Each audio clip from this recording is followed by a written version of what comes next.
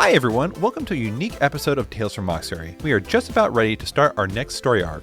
For this upcoming season, we will be playing Beam Saber, a Forged in the Dark game that focuses on mechs, their pilots, and the war that surrounds them. We are excited to play Beam Saber and tell interesting stories drawing on our own experiences and inspirations with the likes of anime, of course, and other media, while still injecting our typical offbeat sensibilities into the game. Personally, I think it's going to be great. But we aren't quite there yet. To kick off our new story arc, today's episode is an interview that I conducted on July 18th with the creator of Beam Saber, Austin Ramsay. We discussed his own sources of inspiration, the unique rules that Beam Saber uses, and the additional playbooks that supplemented the original game in new and interesting ways. And well, here's the interview now.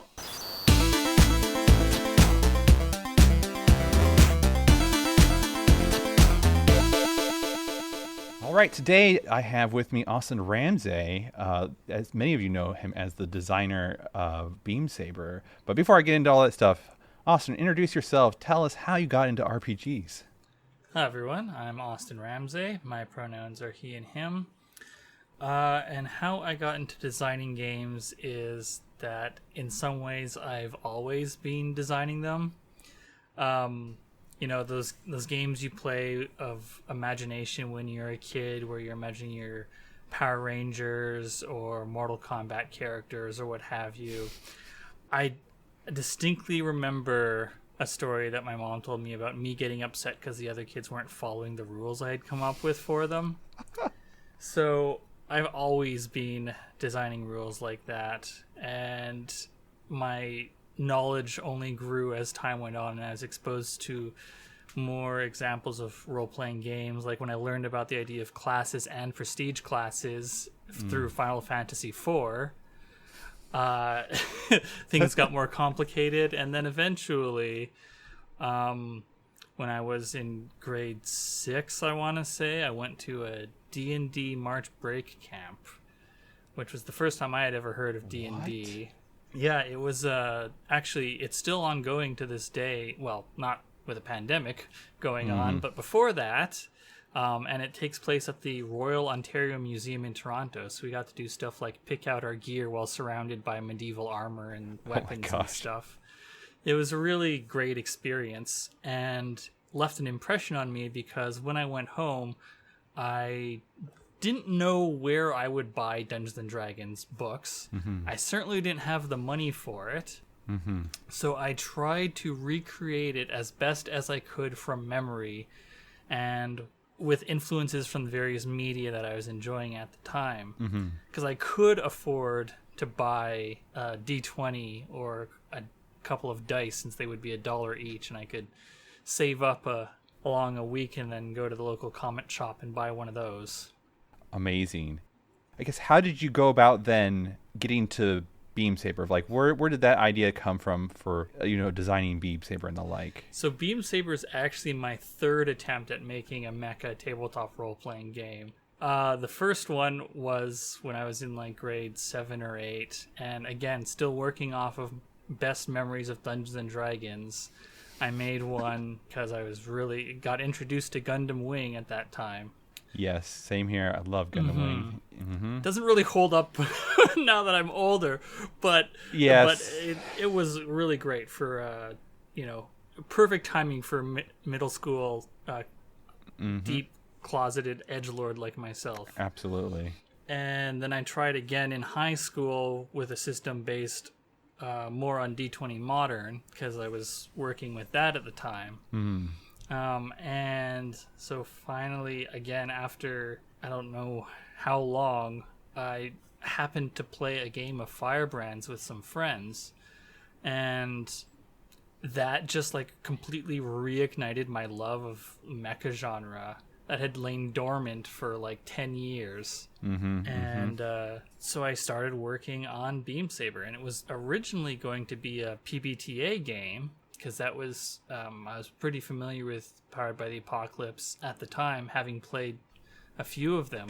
But then I was introduced to the Forged in the Dark system by listening to Friends at the Table's Marielda season. Same. I was already familiar somewhat with John Harper's work from Lady Blackbird and Lasers and Feelings, which I played on the podcast that I GM for. And what is that podcast? Oh, it's You Don't Meet in an Inn, which is about exploring obscure tabletop role-playing games with a rotating cast. Excellent. Yeah. And so the thing that really drew me in and deciding that I wanted to move from PBTA to Forged in the Dark, although I don't think it was called Forged in the Dark yet, but at any rate, was the mission and downtime split. I really appreciate that about the system. Mm-hmm. And so I started working on Beam Saber, I think it was back in August of 2017. So wow. Time flies. yeah, it really does. Yeah, I remember discovering Beam Saber from Friends at the Table, and then you launched a Kickstarter around that time or afterwards, and I backed it then. But yeah, the Road to Partisan, which was the first time that Friends at the Table played Beam Saber, was I think around March 2019. Mm-hmm. And then they started Partisan proper in December of that year. Mm-hmm. And I had already had my Kickstarter plan for March of 2020. And it happened in spite of the pandemic kicking off big time in Canada. And it succeeded, and we hit several stretch goals. I think we only didn't hit the last one, but I was really proud of how it's gone. And yeah, and you do a really good job keeping everybody up to date on what the progress is and everything, which is very appreciative. I was also wondering, and briefly describe your experience with Kickstarter. Like, had you ever Kickstarted something before this? No, Beam Saber was my first Kickstarter. So I was really swinging for the fences with something big. Mm-hmm. A couple people told me that maybe I should aim for less funding for it being my first Kickstarter, which I understand because not every Kickstarter succeeds, obviously. But the original funding goal was the bare minimum needed to fund a physical print edition and pay the various contract workers that I was planning on hiring. Mm-hmm. And actually setting up the Kickstarter took several months of planning. I don't know if Kickstarter veterans can knock them out a lot faster, but for me, I checked a couple different people who were veterans and saw what advice they had for setting up a Kickstarter. And another big part of it was reaching out to various podcasts and live streams and people in the tabletop role-playing game community who do promotional work like that, folks like Taylor LaBreche and Jeff Stormer. And because having run a podcast, I know that if someone reaches out to you with something that they want you to cover, it takes a lot of time, surprisingly, to get that going because you probably already have stuff recorded, you might have a backlog, maybe you need to get players together and so forth. Right. So I tried to do that 6 months before the actual Kickstarter was launching to make sure that the people that I was interested in working with had the time they needed to get all their ducks in a row. Mm-hmm. So I did a poor job about this. I should have asked this earlier. Can you describe for the listeners what is Beam Saber? Sure. Beam Saber is a Forged in the Dark game about pilots of powerful machines trapped in a war that encompasses every aspect of life. They're doing their best to get through it mentally and physically and intact. And if they do a good enough job, hopefully they can get out and bring some people with them. There is no ending the war because the forces that perpetuate it are too massive to overcome. They're systemic and societal, but maybe you can make a small difference to some folks. Mm-hmm, mm-hmm. I know you had mentioned earlier a little bit about Gundam Wing. Like, what other media or games or the like kind of also inspires this game and the like? Well, it's funny to bring up Gundam Wing again because it is not an inspiration for Beam Saber. I watched a bunch of different mecha media when I was working on Beam Saber, and including Gundam Wing. I did revisit it while I was working on the game, and it just did not really spark anything for me. It wasn't the right fit. But, there are other Gundam series that have been inspirations for it. The original Mobile Suit Gundam Zeta Gundam, Iron Blooded Orphans. The big one though for me was 08 MS Team. So good. Because it really touched on the day-to-day soldiering that pilots in a mecha story would be involved in, and as well as had a pretty interesting cast that bounced off each other in interesting ways, which was another thing that I wanted to capture in Beam Saber. This podcast or this interview is, preceding our campaign that's going to be coming up with Beam Saber and the like. So I've been watching a fair amount of Gundam series as well, and I'm seeing like a through line of Giant War and all that kind of stuff.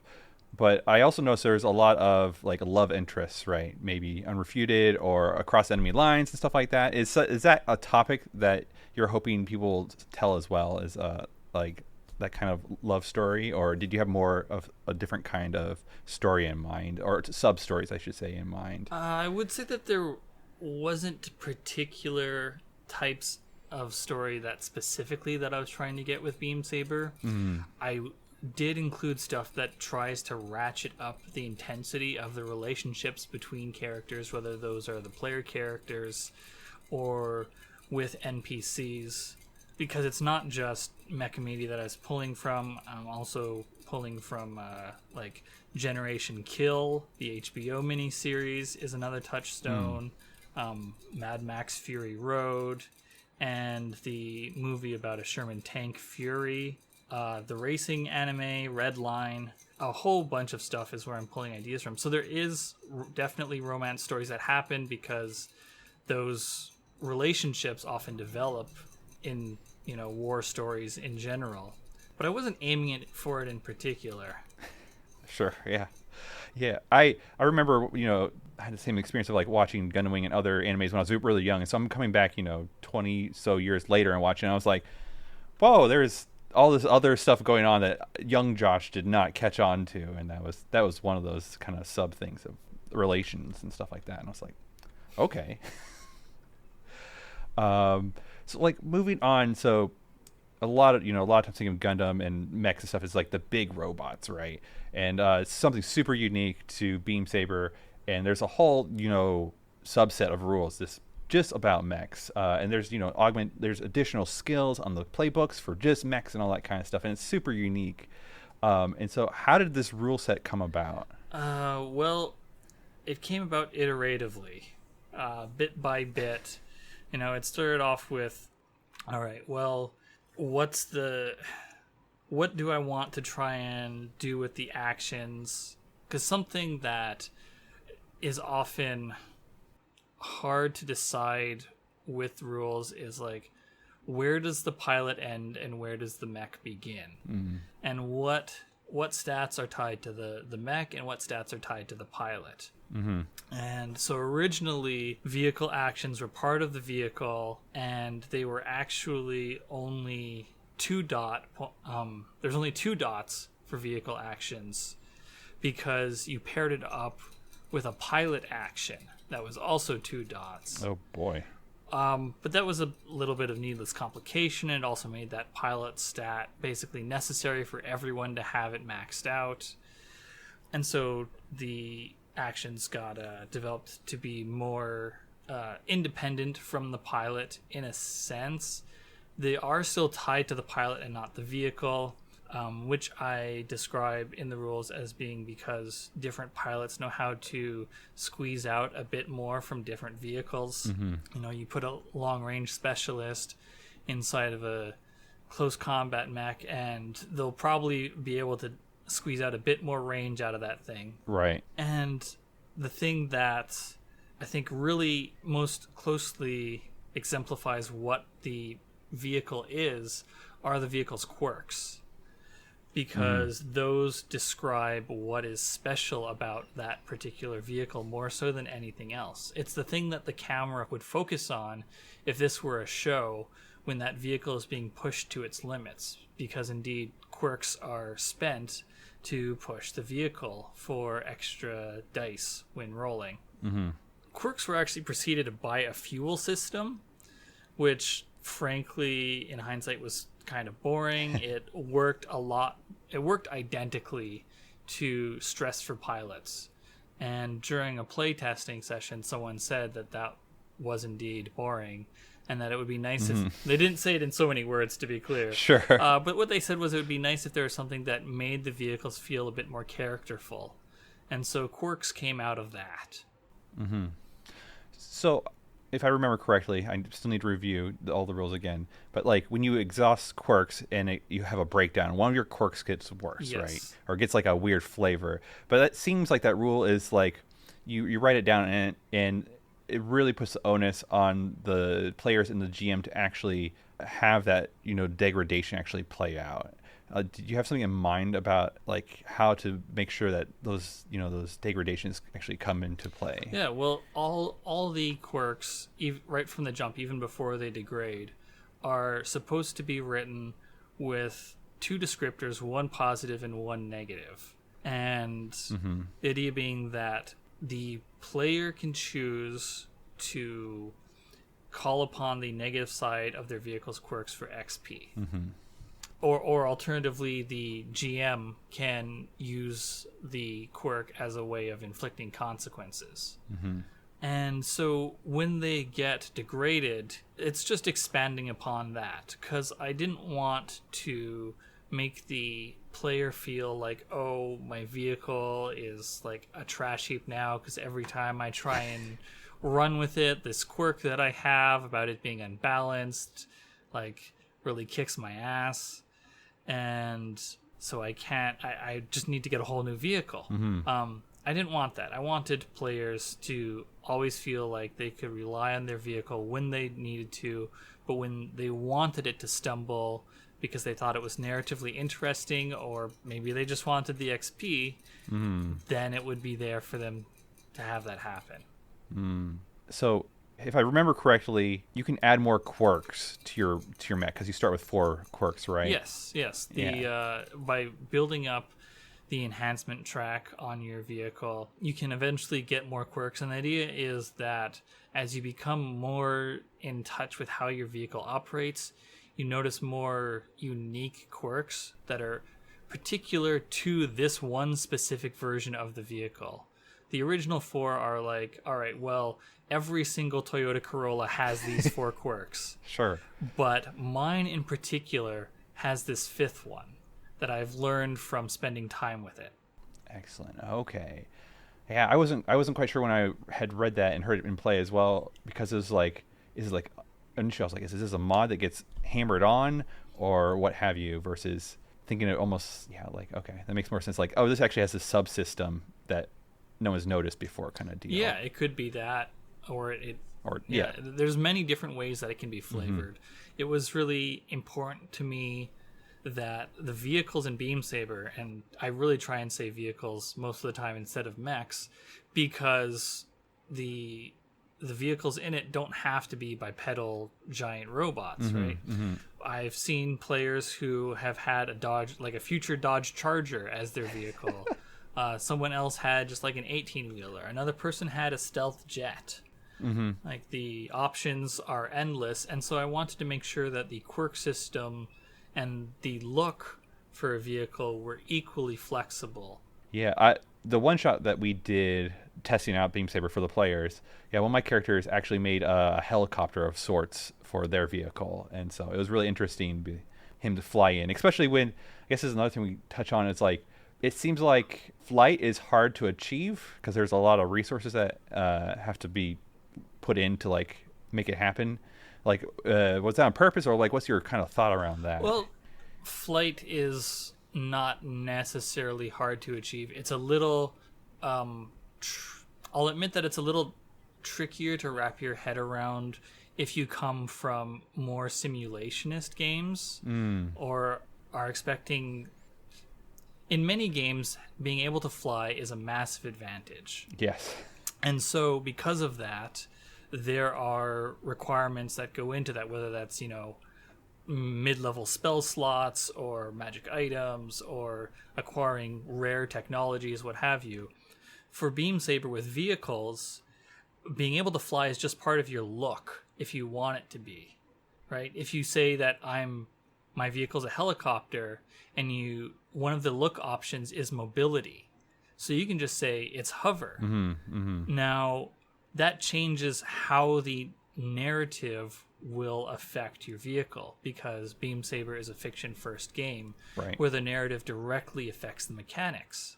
So, sure, your helicopter can fly over this river, but it's going to have a heck of a time trying to take cover behind a building because it's flying and has those big rotors. Right. You know? So it's really up to the players and the GM to come up with a give and take for where a vehicle's look affects... not just its look, but the vehicle's narrative affects the mechanics that go into play. That said, there is the mobility suite load, which is on the heavier side, and that does emphasize a vehicle's mobility, and that's where you get the flat bonus to rolls with your mobility. Makes sense. So the person with the helicopter just had the look of hover, but then they're like, today I actually I installed the the turbo to the rotor or to the engine, so I'm able to get the mechanical advantage for this mission or what have you. Yeah, and it's not that having the mobility aspect of your look be flight will only give you a benefit in certain situations. It's that having the declared mobility suite will give it to you in all situations where it's relevant, and that should be most of them, because you've made that investment in the mobility upgrade, while having it be part of your look will be far more specific in the situations where it's advantageous. Cool. Thanks very much for expanding upon that. Kind of moving on, so there is beyond just the vehicles, there's the playbooks, like the main the characters that they're playing, right, to pilot these vehicles, all that kind of stuff. And Beam Saber, the core rulebook, has has a really good amount of what you'd kind of expect, I would say.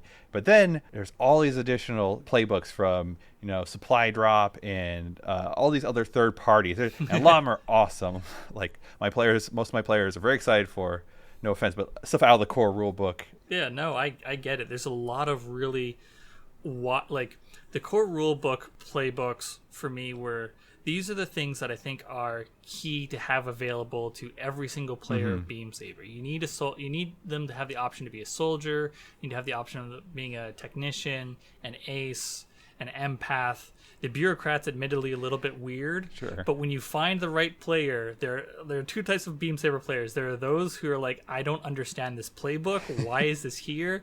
And there are those who are like, oh my god, I love it. I must play this.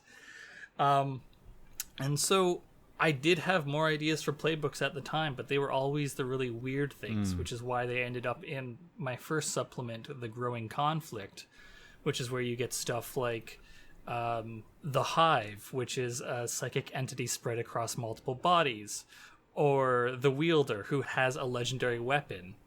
And then when I released the Beam Saber supply drop, the various game designers and players who were familiar with Beam Saber just took those weird possibilities that the game allowed and just ran with it.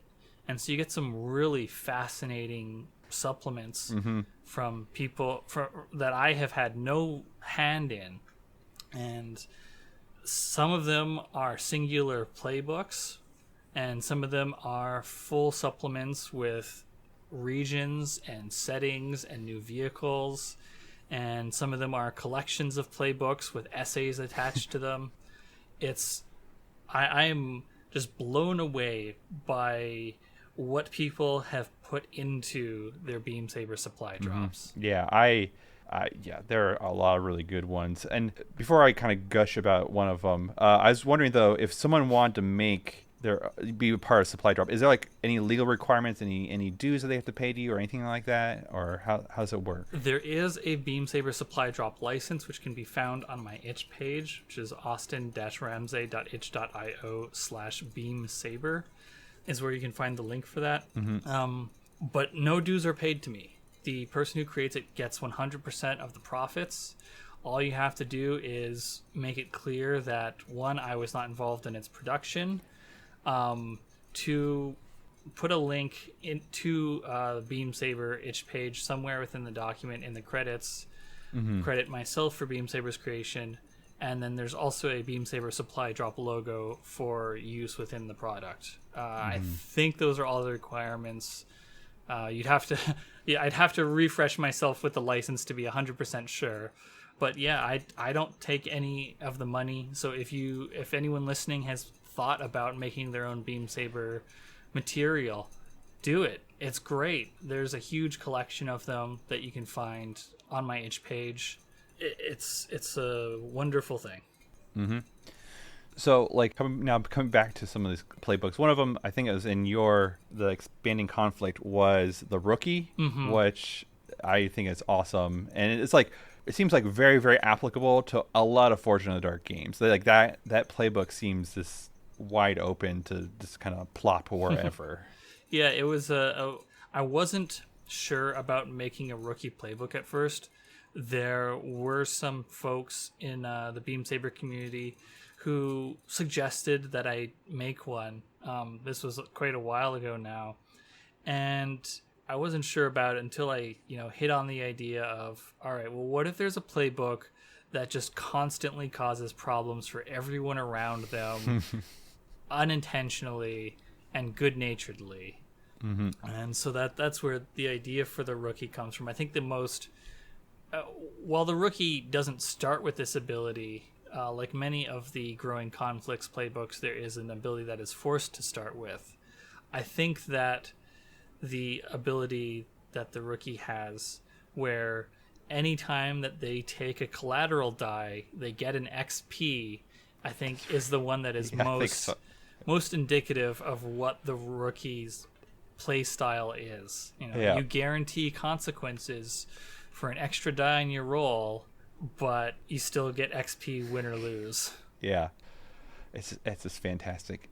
And another one that I thought was really interesting to see you bring up and create over Twitter was the Dracula Playbook that came out recently. Yeah, the Dracula Playbook was pretty funny because it started as a joke. Basically, I saw someone on Twitter make a tweet about how Dracula is in the public domain, so you can put him into any story you're telling. And I jokingly said, well, time to shoehorn Dracula into Beam Saber. And then that day I just happened to have a lot of waiting time on my hands, so I just started plinking away at it, and bit by bit, by that afternoon, I had a pretty good idea for what the playbook would be. Just trying to pull directly on the Bram Stoker novel exclusively. So by the end of the week, I think it was, I knocked out the playbook and had gotten an artist to do a piece of art for it. I would say that it is, quote, like, insofar as Beam Saber has canon, it is a non-canon playbook.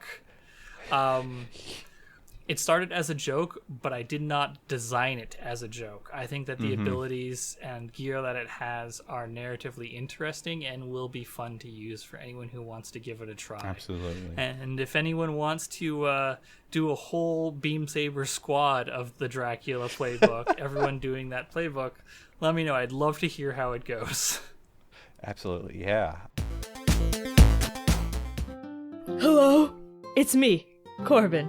Why should you listen to Dames and Dragons D&D Actual Play podcast found on iTunes, Google Play, and more, you ask? Because, my friend, if you're a crow living in a giant featherless body, and who isn't, you will adore this show! It's relatable, it's funny, it's full of crows, mainly one, who is me.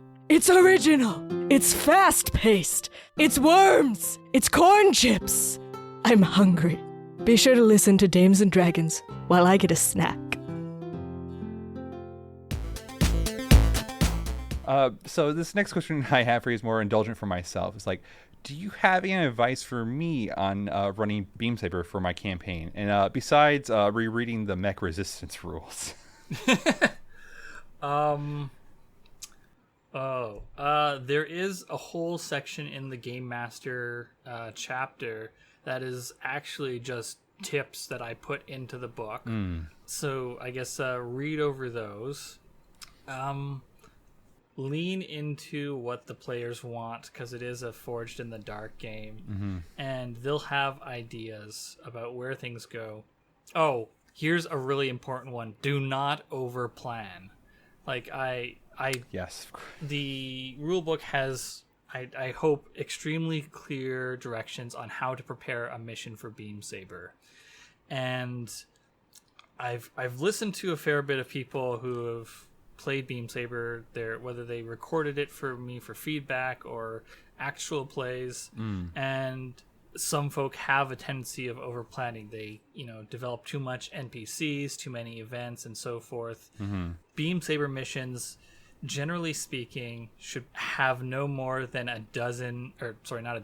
half dozen NPCs, and really that's pushing it. Most of the time when I have written missions, there have been 3 NPCs I have prepared beforehand, and each of those coincide directly as representatives of a different squad involved in the mission, because you don't need to have every single squad NPCs named.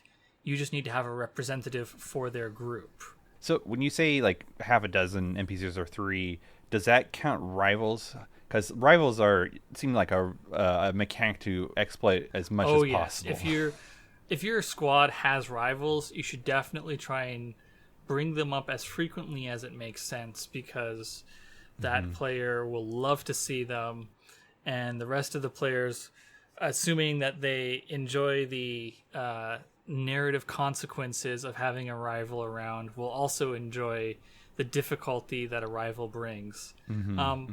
So I would say that whether or not the rival is included in those 3 to 6 NPCs you prepare beforehand really depends upon the nature of the mission that you're planning. If it revolves around something the rival is up to, or the rival is acting as a spoiler third party, then yes, it should include them. But maybe something comes up unexpectedly, like maybe one of the players, to try and deal with a different problem that seems insurmountable, summons their rival in some way to try and deal with it. And so now you will have to involve the rival into it. But the good thing about that is that the rival will have already been developed beforehand, so you don't have to prepare too much. You can just insert them. And likewise, same thing with allies, which get a lot less play from my experience, but are an option for players to call upon if they want to introduce an NPC. And I think that if you ever get stuck on what an NPC is like, don't be afraid to put it on the player who is asking to interact with the NPC. If they go, all right, well, I really want to know about this random guard who was polite to me one time, then have the player come up with, okay, well, what's their deal? Is this someone you want to declare as an ally? Is this person actually an old friend? There's a lot of different tools there that can be called upon, and I think that with Forged in the Dark games in general, it's really healthy to put the narrative and world building details into the player's hands when you as GM aren't sure what you want to do with them. Yeah. Sometimes when I do that to my players, are like, they ask me the question, I'm like, and I just ask them, well, blah, blah, blah, and they're like, Josh, you're supposed to tell us. They do that sometimes, not all the time, but sometimes, and it's funny. It's like, no, you tell me. I don't have any answers. Yeah, on that specific note, another good thing is if one of the players has a playbook which is related to a question that another player has, or that you as the GM have, ask that player, ask the scout, okay, well, what's the deal with this type of artillery piece? You should know. Excellent. Kind of related to the rival part is another thing I didn't touch on, but we should, is drive clocks. So they're very unique to a Beam Saber as well, and they seem super powerful. They take a while to build up and stuff like that, but they have the potential of like a gigantic narrative authority for the players. Can you kind of go into drive clocks and like how best one should use them or watch out for from the GM's perspective and all that kind of stuff? Yeah, sure. So drive clocks represent what a player character wants to change about the world. And so when you create your character, you write down what their drive is. It could be something relatively small, like I want to become a high-ranking military official, or it could be something massive, like I want to convince the Democratic Federated Systems to leave the war. And so each time that the player pursues that during a mission, at the end of the mission, they get to add a tick to their drive clock. Each pilot has 2 drive clocks, and each clock is 4 ticks. So once one of those clocks fills, then it's ready to be spent. You can spend 1 clock to get a bunch of mechanical benefits, like completely negating a consequence, turning a success into a crit. There's several of them, and they're all listed in the rule book. But things get more interesting, in my opinion, when you start spending more than 1 at a time. Absolutely. So you can spend 2 drive clocks to affect a single character, changing their circumstances. You can spend 3 to change the circumstances of a squad, and you can spend 4 to change the circumstances of a faction. Now, with each pilot only having 2 clocks at most, it means that if you want to change the circumstances of a squad or faction, you have to convince another player character to give up their own completely filled drive clocks. So you really got to make that case, because it's something that they've been building towards for some time. Another thing is that you can also get drive clock ticks by doing long-term projects during downtime. So it's not just during missions, but you can take the long road too to try and get it. Like maybe to get that military commission, you schmooze with a high-ranking official and get in on their good side, so you can get a little nepotism going there. So when you spend 2 or more drive clocks, you really shake up the narrative. How much things are changed really depends upon the nature of the game that's being played. If you're playing a very heroic game, then spending 2, or maybe it gets someone completely and safely out of the war forever. If you are playing a game where things are a bit more dire, a bit grittier, then maybe spending 2 gets them somewhere safe, but they're still connected to the war in some way. There's a lot of flexibility there to allow for how the campaign as a whole has had its tone dialed up or down.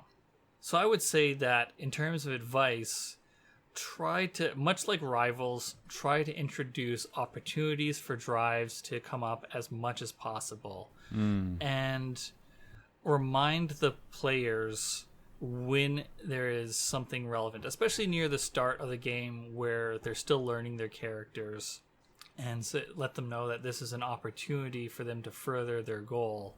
Right. And when it comes time to spend it, have a conversation about what it is that the player wants to do with the spent clocks.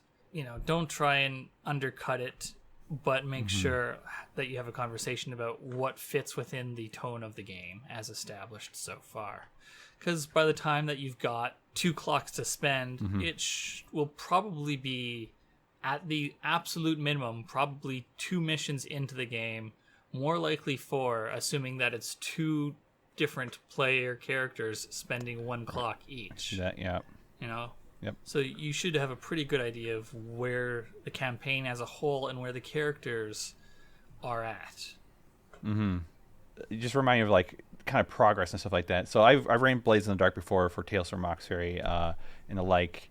And one of the things I've ran into is having scores, missions, whatever you want to call them, go more than 1 play session. Like I stretch them out, and it's really taxing, and it kind of makes it hard, right? Because you're just making them use more and more resources.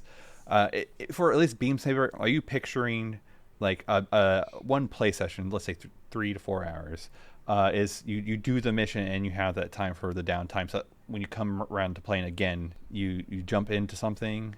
Or so from my personal experience outside of con games where things really speed up play, Yeah, obviously. yeah. Most of the missions end up being about 6 hours of play split between 2 3-hour sessions, and then we have a third session for downtime alone, which is sometimes shorter than the 3 hours depending upon how the downtime scenes go. And from what I've heard from other people who have played and run Beam Saber, that tends to be the pretty common practice of 2 sessions per mission and then a session for downtime. And because Beam Saber has the extra resources in the form of vehicles, it often does stretch that far. Makes sense. Yeah, and then with downtime being 3 downtime actions, and it seems like pretty easy to get 4 depending on what playbooks you have around and, resources and the like. You can have a very involved and extended downtime phase as well. Yes, and I found 3 downtime actions per player were necessary because you also, while the vehicles do provide you with additional resources, they also provide an additional source of maintenance that needs to be kept up with, especially if your vehicle starts taking damage. Yeah, that's something I'm going to have to work on this season. Is I used to default to harm a lot, and that it's brutal. I've learned, and so this season I really liked in the book. You were like, if they're in this position, here are a giant list of things to consider for like consequence, right? So I'm going to be looking and referencing that for more than just harm, because a lot of stuff was really easy to just scan real quick and be like, okay, that one. Yeah, a lot of people have found those lists very helpful to have like open while they're GMing, myself included.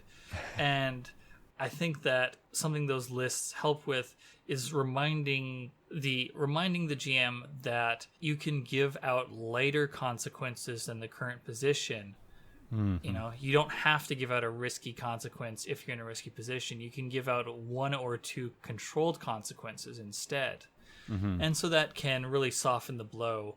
Another thing is if, harm or damage, which is the vehicle equivalent of harm in Beam Saber, isn't the right consequence or feels a little too harsh, ticking a clock is always a great thing to do, or adding another clock.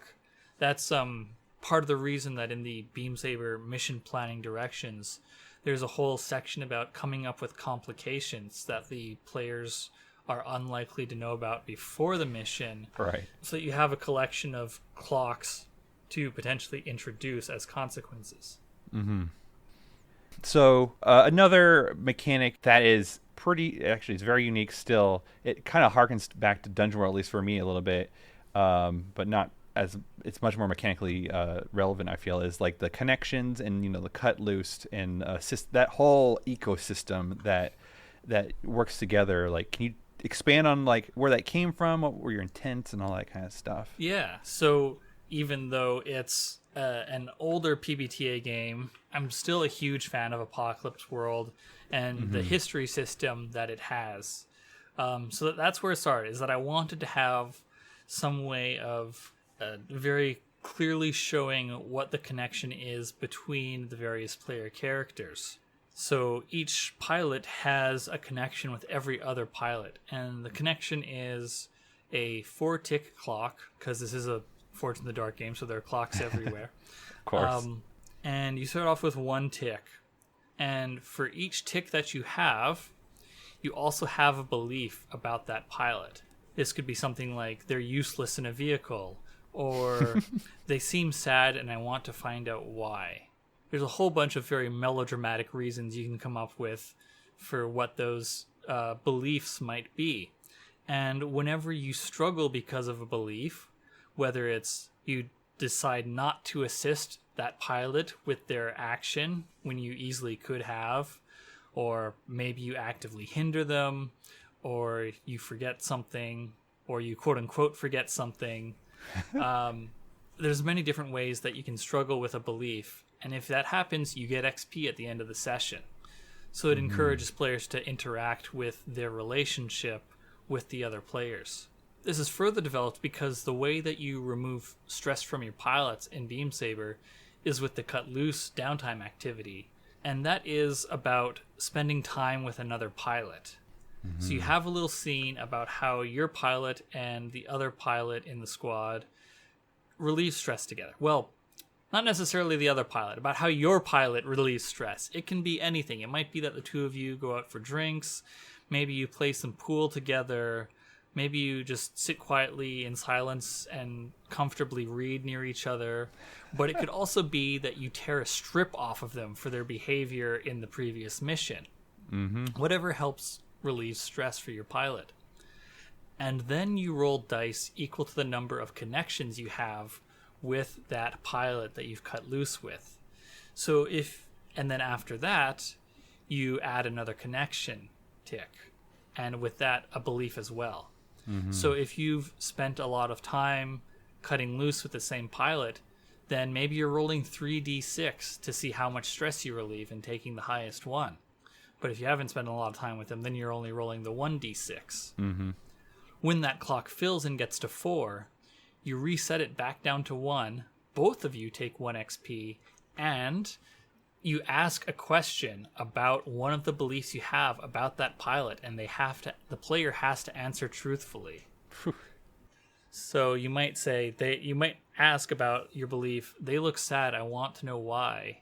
Well, why is your pilot sad, Josh? Just thinking about my family that's on the other side of the moon, and I'm just stuck here in this hellhole of the jungle dealing with you all. Yeah, and so that's great. And so then the idea is that you come up with your new singular belief based upon how your character has recontextualized the other pilot based upon the truth that they've learned. So maybe now the belief is Josh is really sad because he can't see his family. I'm going to try and set up a wireless communication to help him. And so that continues the emotional arc of the connection between the two pilots. Now, that's not the end of this whole loop, though, because once you're on missions and you're trying to assist each other, in Blades, assisting someone only costs 1 stress. But in Beam Saber, whether you're assisting them with a pilot action or assisting them with a vehicle action, it costs an amount of stress equal to your connection with them. So if you're really close to them, you're extremely emotionally invested and so in their success. So it's going to cost you 3 stress to assist them. But you're also pushing yourself to assist them as hard as you can. So they also get 3 benefits as well. So strong. Yeah. Of course, those benefits can't be overlapping outside of certain abilities. So you're not just giving them 3 dice, but you might be giving them 1 die, improved position, and improved effect. So, of course, with those high stress costs, you have to be really picky about who you're assisting and how often you can do it, right? Yeah. 3 doesn't sound like that much stress until you remember that there's only 9 before you scar out and have to leave the mission. So you can only assist that person twice. And that's assuming you have 9 stress-free, of course. Yes, on top of that. So you build up stress very quickly. Then you end up in downtime again and need to cut loose with them or with someone else. So it continues the loop, the cut loose connection assist loop. So my players really like to do role-playing like with each other, which is, as a GM, is really nice because then I can just sit back for take a break, yes, right? I know that very well. Or, manifest an NPC, in whatever situation kind of deal. It feels like this cut loose would be an appropriate time to, like, even though it's like this one downtime action, like this could be something that could be role played out for 10, 15 minutes. Is that something that's normal, or like how have you seen it for the duration of like a cut loose scene? Oh, I've seen it both ways. There was one campaign that I was listening to for player feedback where, because their ace constantly ended up with harm from taking the meat is cheap, save the metal ability, they often had their cut loose scenes in a hospital room, and it was usually just them and one other pilot like watching anime on the hospital TV. So those tended to go pretty quick because after a while they sort of became like almost routine. But I've also had when I GM'd Beam Saber, some of these scenes get really emotionally intense as the players bring up their characters' like backstories and concerns for the other pilots, you know, because they are trying to think about, well, what would make my pilot less stressed at this time, and it could be addressing those concerns they have for each other and getting really into the weeds about their relationship. Right. Yeah. I just reading about Cut Loose and hearing it be played and like friends at the table and just in general just how my players play. I'm very excited for that mechanic, and just having people be invested in each other's characters is very yes, exciting. that is something I love as well, which is why the rules are in there. So we're almost out of time, so I just want to know, when can I, and others of course, get their hands on the physical copy of Beam Saber and smell those pages and look at that art? Well, currently Beam Saber is still being developed bit by bit. Unfortunately, the pandemic concerns slowed things down a lot with the development of the game. So it's actually still available for pre-order through BackerKit. You can find a link for that on the aforementioned Beam Saber itch page. So you can go there and get a pre-order for the physical copy, or if you want just the PDF, you can get that there as well, of course. And hopefully we will be getting those physical copies shipped out around fall of this year. Take it with a grain of salt with this what's going on, but that's great to hear. Yeah, there's a whole lot going on in the world that are complicating production of anything. So yeah, I recommend, if you all are interested in this game at all, to at least get the PDF, because it is a fantastic Fortune Dark game to even get inspiration for just other games you may be running. With that, Austin, where can they find you, and what other good things you have to share before we say goodbye? Well, you can find me on Twitter at NotAnIn. That's NOTANINN, which is also the Twitter account for the actual play podcast I do called You Don't Meet in an Inn, where we do short series of various obscure tabletop role-playing games, although for the last year and a half it's been a actually long-form campaign we've been doing. You can also find my game design work at austin-ramsay.itch.io.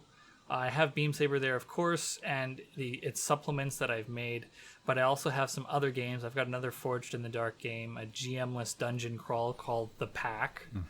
I've got a one-player horror journaling game called Alone in the House, and a game based upon the famous scene from the pilot of Miami Vice called In the Air Tonight, which is inspired by that Phil Collins song. It's a 2-player game about partners who are about to do something ethically dubious and definitely dangerous. There are other games as well there, but I'm not about to list all of them. Awesome. I want to check that one out. Well, thanks for spending the time to talk with me. I look forward to playing your game, and I hope others listening here check out this game, Beam Saber, as well, or other games by Austin Ramsay. And with that, thank you very much, Austin. Thanks for having me on. I look forward to hearing you play it. Thanks. Bye. Bye. Thank you for listening. If you haven't, please follow the podcast on Twitter at Tales_Mauxferry. Also, don't forget to subscribe to be notified when new episodes drop. Follow me on Twitter at EvilDMJosh, and for more great content, check out the network at Geekspective and Geekspective.com. One last thing, before we jump into Beam Saber, we are going to play some world-building games first, since everything this season will be brand new. We will be starting in 2 weeks with Microscope. After that will be The Ground itself, followed by The Quiet Year. With everything in place, we will then take on Beam Saber. And with that, this is Josh Long signing out.